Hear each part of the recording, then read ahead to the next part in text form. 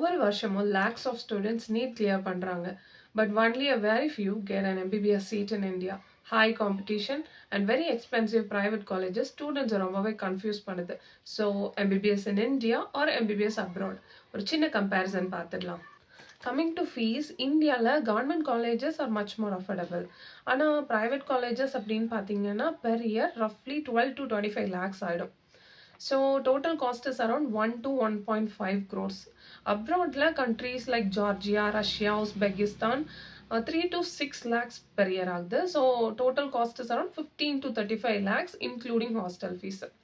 So abroad is much more affordable. அப்புறமா competition அப்படின்னு பார்த்தீங்கன்னா இந்தியாவில் 20+ lakhs aspirants, very high cut off marks, seat availability is limited. ஆனால் அப்ராடில் நீங்கள் நீட் குவாலிஃபை ஆனாலே போதும், ரேங்க் ப்ரெஷர் கிடையாது, ஈஸியாக சீட் கிடச்சிடும்.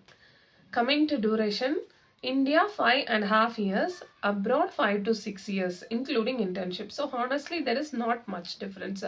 நிறைய பேர் கேட்குற கொஸ்டின் என்னன்னா, is the degree valid or not? ஆக்சுவலாக எஸ். நீங்கள் ஒரு என்எம்சி அப்ரூவ்ட் யூனிவர்சிட்டி செலக்ட் பண்ணிங்கன்னா you are eligible for next or FMGE. ஆக்சுவலாக நீங்கள் பிஜி இந்தியாவில் அல்லது அப்ராடில் படிச்சுக்கலாம். So the final thing is, உங்களுக்கு கவர்மெண்ட் சீட் இந்தியாவில் கிடச்சிதுன்னா that's the best option. But if competition or fees is stopping you, abroad is the better alternative. But make sure you are selecting the right country and genuine guidance.